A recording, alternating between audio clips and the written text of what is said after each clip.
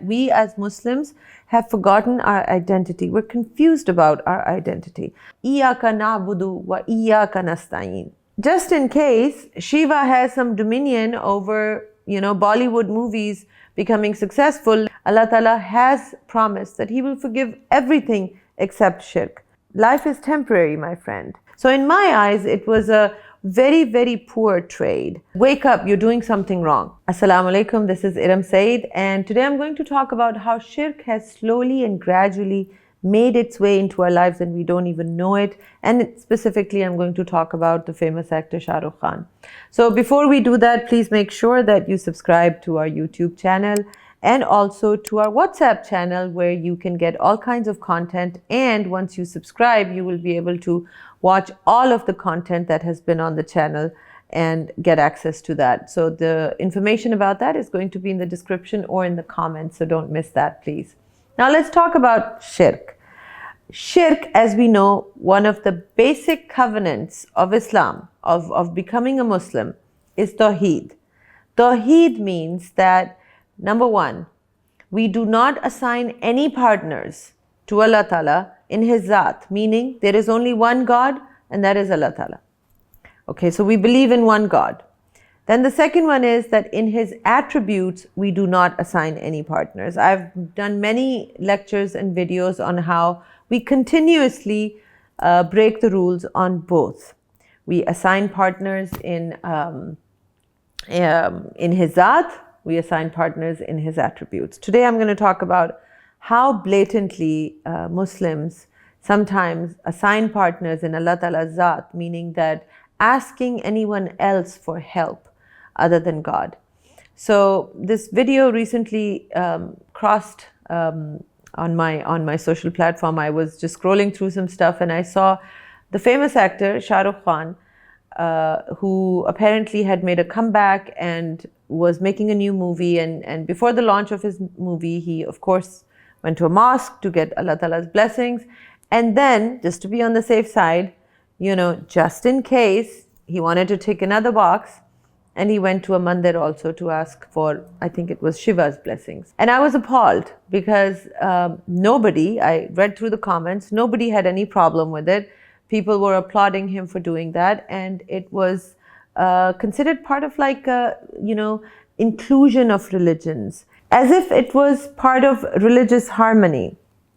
Now, let me just make a correction here, because this is when I keep saying that we as Muslims have forgotten our identity. We're confused about our identity.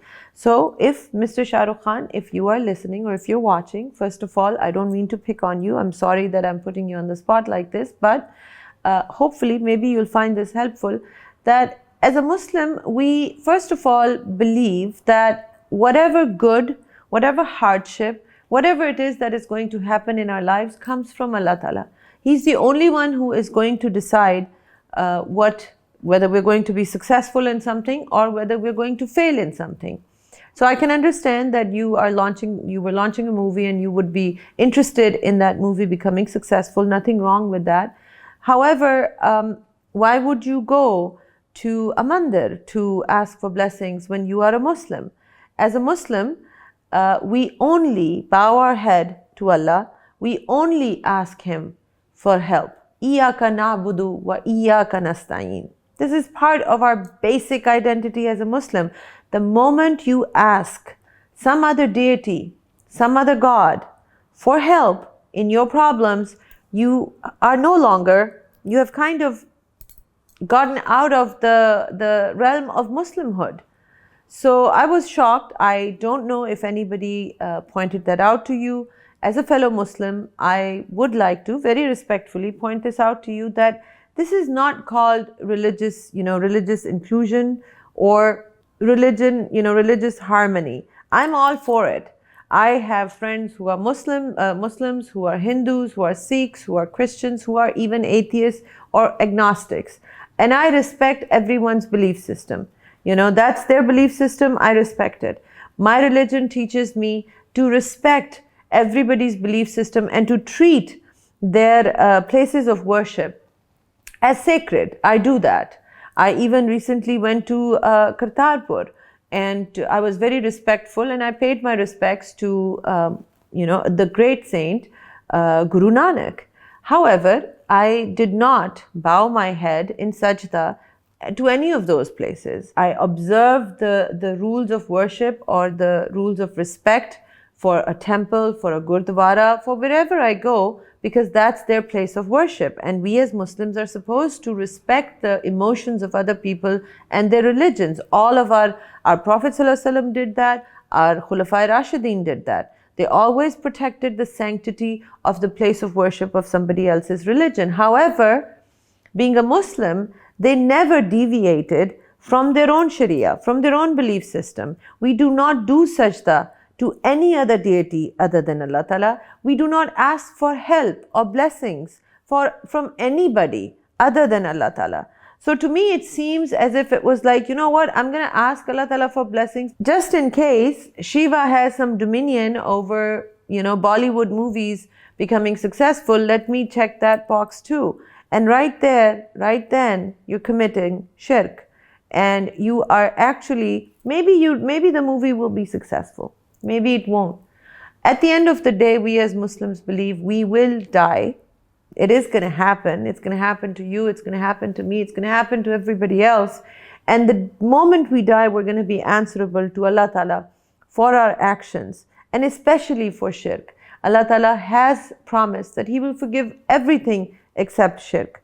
This is a very, very dire and has very dire consequences. It is a huge sin. My advice would be to you, sir, would be to commit to do tawbah, to ask for Allah Ta'ala's forgiveness, because at the end of the day, I can understand that you want success, you want to maintain the level of success you've had, and Allah Ta'ala has given you a lot of respect and izzat and fame in this world. He is the one that you need to be grateful for, and He is the one that you need to ask for help for, because He has been the one who has given you everything already. So why do we need to feel worried about checking other boxes just in case you're missing something? Or perhaps you're one of those Muslims, as we understand, who are living in India and have a lot of pressure. I understand that part also, that Muslims are a lot of pressure in India under the current rule. But then again, life is temporary, my friend. We are here for a very short period of time. Our lives belong to Allah Ta'ala. And if a life is lost in the name of Allah Ta'ala, there is no bigger blessing than that. I'm not saying that do jihad, but so what if you didn't go to the mandir and your movie did not succeed? Maybe it was a flop. So what? Would you take the eternal success, or would you take a temporary success of the world, of which you already have a lot? It's not like it's going to make a dent in your fortune or your fame or the izzat that Allah Ta'ala has given you if this movie was not successful. So in my eyes, it was a very, very poor trade. Ghate ka sauda jise kehte hain. So I know I'm addressing this using a specific example, but I want this to be an example for other Muslims as well. I probably do this too, you probably do this too, and we constantly need to remind each other and ourselves that ultimately the only one who has dominion over everything, who has the power to give you everything, who has the power to give you everything and then take away everything and then give it back to you again. Nobody can ask Him, nobody can question Him. The angels cannot question Him. He does whatever He pleases and He does whatever He wants, and He bestows blessings upon His slave who will not submit or bow down to anyone other than Him. This is the first promise we have made to Allah Ta'ala. When He asked us, Alasta bi Rabbikum, and we said, Bala, we said, Beshak, you are our Rabb. That was our first covenant. We cannot break it. If we break it, we are asking Allah Ta'ala for His wrath, for His displeasure. And one of two things are most likely going to happen. Either He is going to take away the blessing, He's going to send us some kind of a challenge, and that would actually be His love and blessing, because the challenge is meant to shake us.